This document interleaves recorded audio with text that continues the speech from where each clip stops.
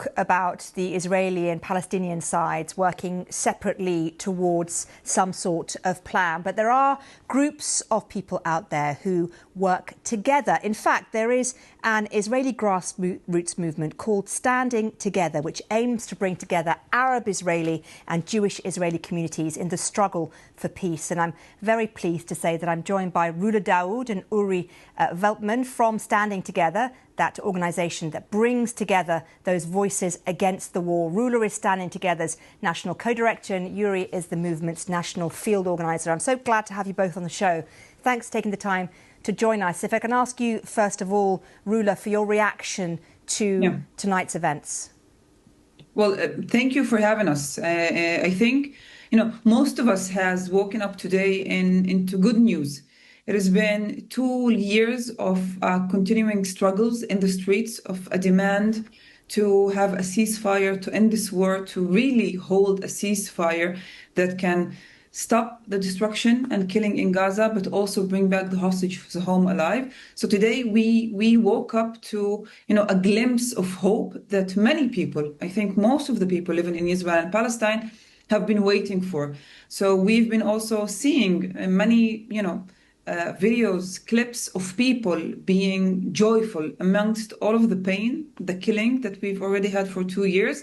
There is hope, and that hope comes because the killing has really ended, and because again we understand and we see that a struggle that we can lead together can have its own fruits. A ceasefire has come into its first stage, and our next our struggle to come is to be able to hold that agreement, to really have a withdrawal from Israeli soldiers from Gaza, out of Gaza, to have real humanitarian aid, all of it going into Gaza, but then going into rehabilitation, our lives, our society, Gaza, and reaching a point where we can have real safety that can come only from Israeli-Palestinian peace.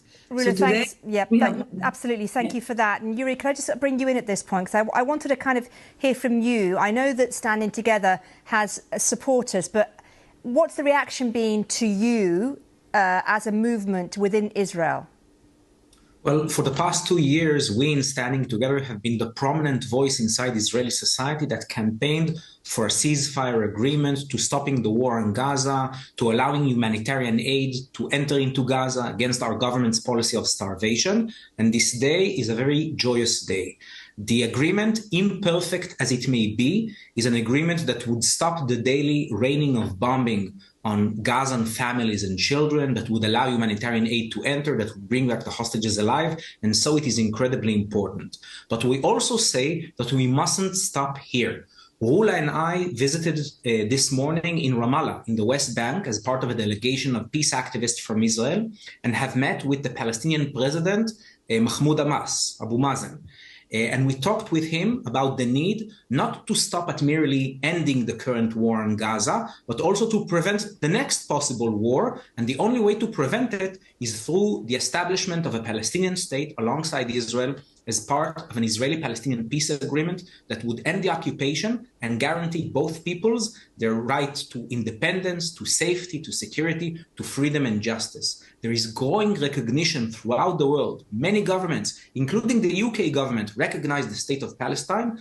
Now it's the time for us, Jewish citizens of Israel and Palestinian citizens of Israel, to campaign, organize and mobilize within our society. So we also will have a government here in Israel that recognizes the state of Palestine and willing to go towards that path. And this is the task that we, as Standing Together, as part of the peace movement in Israel, has taken upon ourselves. Is there enough support, Rula, for what you are aiming towards, what you stand for as an organisation within Israel? Well, the majority of people living within Israel, from the Israeli society, whether they're Jews or Palestinians, once they are asked about, the day after and what they wish for kids and their people, people will tell you, the majority, more than 80% of the people wanted and want a ceasefire, an end to this war, because people understand that this war cannot continue. Not just that, also polls that we see show, also more than 50% of the people understand that continuing in wars, whether it's on Gaza or continuing with the occupation on the West Bank is not really bringing any security to people. So the voice of people, the reality that we live in is there's a demand by the people living in here to have a different path, a path that will ensure no more killing to the people living in here.